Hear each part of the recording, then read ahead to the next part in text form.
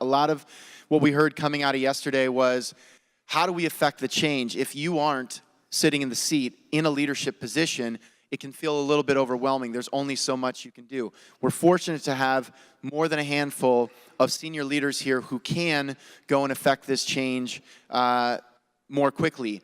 But some of you are going to have to think about ways to influence this change. And when we think about leaders who are really setting the tone at the top, we have had such a pleasure working with Josh Newton and the UConn team. And when you think about the giving funnel that we outlined yesterday, so much of how we're coming to these conclusions is being informed by watching all of you work together to try to connect these dots.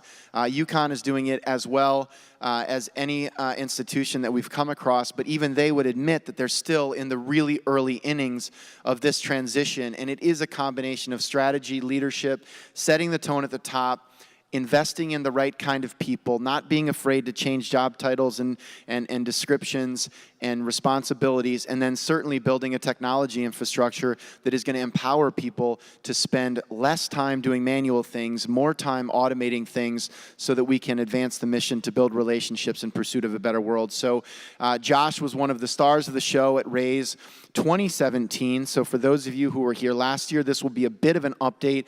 And for those of you who are first-time attendees, I think you're really going to enjoy hearing how Josh is setting the tone at the top. Please join me in welcoming Josh Newton from UConn.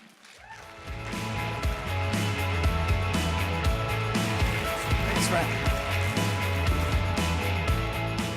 Good morning, everyone. How many people were here last year?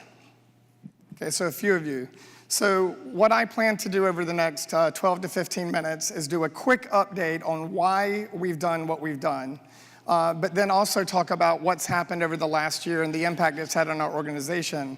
And then the real stars of the show, my team from UConn, who's been charged with implementing some of my crazy ideas, are actually going to come up and join me, and we're going to have a conversation talking about how that's happened. So I say I come by this honestly, right? I started in this business spending 3 years in the telefund at my undergraduate alma mater, Belmont Abbey College, right? So I sat at the phone desk for 3 years, and that's how I got a start in this business. My first job was in special events, but I quickly moved into annual fund roles over the next 6 to 7 years, right? I've stuffed tens of thousands of envelopes, learned how to run a traditional annual giving program, direct mail, telefund, layering in as it became popular, email and the like. And then I've spent the last 10 years, as I've moved into increasing leadership roles, going, why do we do it that way, right? So as is popular amongst my team, and we talk about, you'll see the image in the background. I say that annual giving for the last 40 to 50 years has been a paved road, right? As we've all come into the business and as we've come through annual fund programs, we've learned the mechanics of how to run an annual fund program, right? And I believe those mechanics have run their course.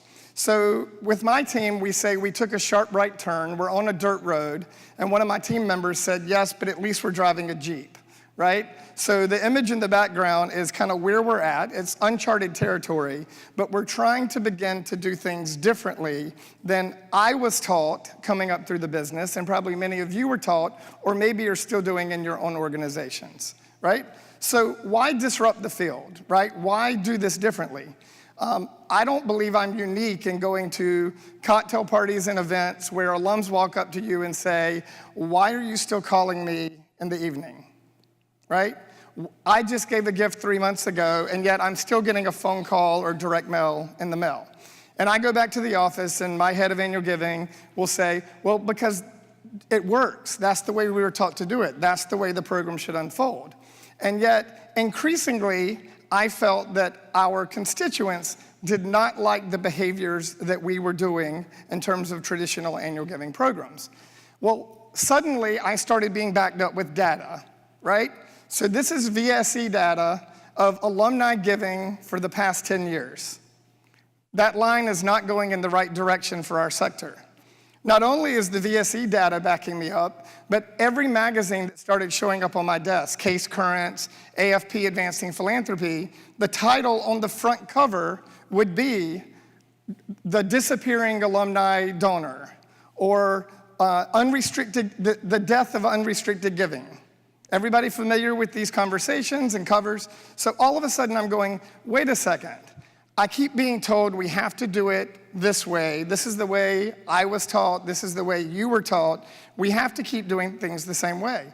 Well, I said no more, right? It's time to begin to think differently about how we approach our pipeline, how we look at engaging our donor populations.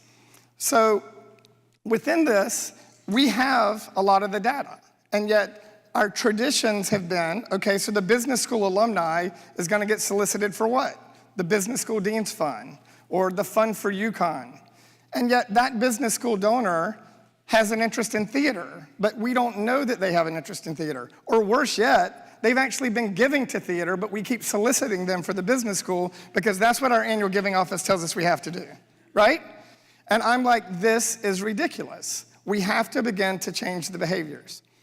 Then came in technology and apps in the last several years, and this is one of my favorites. So I talk about my hotel chain I stay at has been wishing me a happy birthday for the last 5 or 6 years. We finally caught up, and you're now wishing your alums, hopefully with automated messages on their birthday. We send a husky dog in a birthday hat, and it's happy birthday, and it has the person's name. But every time we try to catch up with what the for-profit sector and industry is doing, they continue to lap us, right? So not only am I getting a birthday message, but I'm getting from Open Table, congratulations on the 6-year anniversary of your first reservation. I go into my hotel room, and they actually know, do I like chocolate or gummy bears? Do I like IPAs or light beer? And it's in a bucket. Do we know those things about our own alumni? We don't. My hotel chain knows more about me than the institution to which I'm a loyal donor or alum, and we're not catching up with how the industry, the for-profit industry around us is lapping. The other email you see up there is last month's my monthly Uber update. How many rides I had. I don't know why I only have 4.76 stars. I must have done something wrong. But how many of you have a donor portal that your donors can log in and see their giving histories? How many years they've been giving, what they give to, how their giving breaks down? How many of you?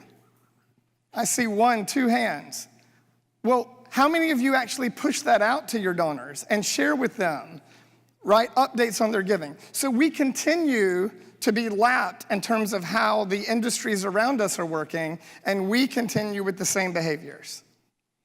So even as I was preparing for this, and I think, we're leading a progressive team at UConn, even we, right, are continuing, as Brent said, we're in the early innings. So I'm preparing for this presentation, and what happens every month, a stack of pledge reminders shows up on my desk.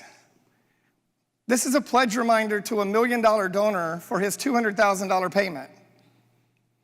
How many of you signed these? Many of you probably have the monthlies, right? What I say looks like, donors say to me, I got my invoice, right? Where's the phone call? Where's the relationship to continue? And yet this is signed by our head of gift records, not the relationship manager, right? So I think we have a long way to come to begin to think differently about how we engage with the individual relationships of our donors, both at the baseline and within major gifts. So what are we doing and how have we changed? So you saw that line of how donors, alumni giving has declined over the last 10 years. We've not been immune from that. In my 5 years at UConn, in the first 4 years, we lost 2,000 donors per year. 2,000 donors year over year. Our giving was up. So I always say there's the great debate. If dollars are up and donors are down, do you care? Well, I care a lot, because I care about the type of organization I'm building for the future, not just for my tenure at this organization. So if our giving is way up, but we have 2,000 less donors, I think we have failed our organizations in terms of how we're serving. And yet the trends are against us, right? So 2,000 donors down per year each of the last 4 years. We blew up our annual giving program, as I like to say, a year and a half ago. We had a half a year. As I came in last year, we were just ending the 6 months of having blown it up, and we've just completed a full fiscal year. So what are we doing different, right? We're doing a lot different that I wasn't taught were traditional annual giving programs. So I go to the grocery store, so do you, and I'm asked to give $1 to the March of Dimes, to the walk, right, when I'm checking out. So we actually had a partnership with our bookstores, and we went in and we have a Students First Fund. It's called the UConn Students First Fund to help students in need.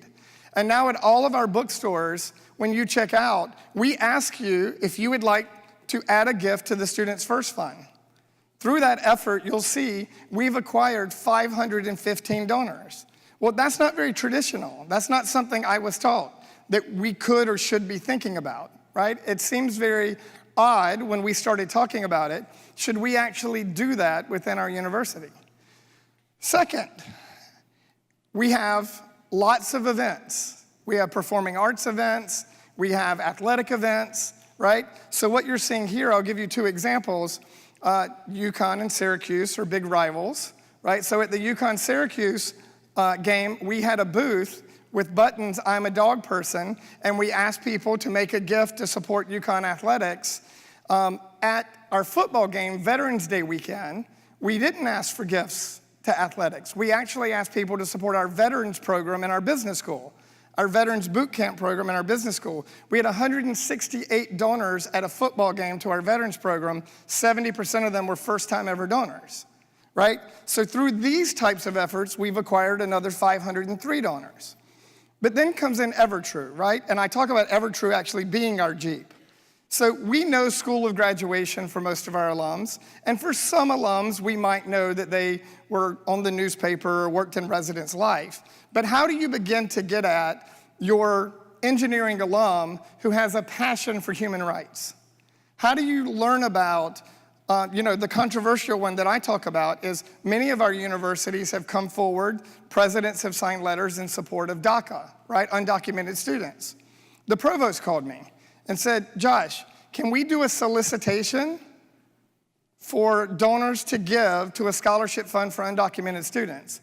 How popular do you think that would be broadly amongst our alumni population?" Right? How many of you would be willing to do that? Well, what we did through social media is on the UConn site, we actually posted the president's letter in support of DACA. Well, guess what started happening?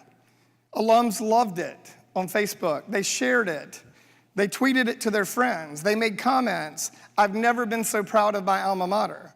We now have 1,200 students, 1,200 alumni that we can micro-target to support a fund for undocumented students because they've self-selected that that's something they're interested in. So the thing you see on the left, we have a fantastic Human Rights Institute, and a donor came forward with a $2 million gift, but it was a matching gift. Well, there's been no human rights major. There's only been a minor for 5 years. How in the world do I determine who might be interested in supporting human rights and who our major prospects are that might have the ability to give to human rights? So through social media, we started talking about the work of our Human Rights Institute, things that our students are doing in that program. And again, we acquired a subset of alumni and donors who had an interest in human rights that we can now micro-target. So we're able to begin to reach our alums in ways that they have interest and are showing that they're connected to us. On the left, you'll see pick your passion, right? So often we solicit alums, again, based on school of graduation. This was putting forward some of our priorities as a university and saying, here are the things we want to raise money for, but we're gonna put out, and we did this from Giving Tuesday, right after Black Friday, Cyber Monday, Giving Tuesday, through the end of December. And every week, there was a different area of passion, and then when they came to the website, they could see all the areas to which they could give. And again, you see that we had a 26% open rate for these emails versus a 16% open rate for general emails that we were sending out school-based, right? So we've been able to try and do things just a little differently. So I always say not so fast, right? Let's not throw the baby out with the bathwater. What about all those traditional methods, Josh? Well, we continue to do those, but we do those in a more limited way, right? So for the phone donor who's been giving by phone for 10 years, I still call that donor, right? But we took our phone room and we literally cut it in half, put a wall down the middle, created a creative collaborative space next door for our organization to come and brainstorm a new idea room. So we still call, but we cut back and saved $100,000 on our phone-a-thon program, and giving for the phone is not down, right? We're still renewing donors who give through that method, but I'm not using it, with the exception of parents, for acquisition. Because I was calling alums for 10 years by phone, and they were getting annoyed. They weren't giving through that method, and yet I was unwilling to stop contacting them in that way. So we're now changing those behaviors. Obviously, we're still doing direct mail, but we're not just doing it based on school of graduation. We're also doing it based on behaviors and how people actually are showing interest, right? So those types of programs, I think, still have value. I commented last year, right before we blew up our program, was the now infamous announcement by Stanford that they had completely stopped their phone program, right? Kind of shook the industry. They're not doing phoning at all. Well, I don't have that perspective. What I want to do is do the behaviors that work for each alum. But when you're getting less than 10 or 15% of your alumni to give based on traditional patterns, I want to get to the other 85% through new means and ways of communication that actually speak to them where their interests are. So what are we trying to accomplish? We're trying to flip this line, right? We're trying to flip the line of the decline in alumni giving that we've all experienced, that's been a national trend. And with great credit to the team, that 2,000 decline a year, here's our chart. Sadly, you do see the 1 year up back several years ago. For us at UConn, unfortunately, that was the Sandy Hook year, and there was a scholarship set up, and we had thousands of donors give to that scholarship that were not renewable gifts. But if you take those donors out, that line would look just like the national trend. Well, look at the line last year to this year. Not only did we not lose 2,000 donors this year, as we had every year that I've been at the foundation, we were actually up in donors this year, and saw our first year of increase of donors. And for that, as I bring the team up, I think they deserve a round of applause for the work that they've done.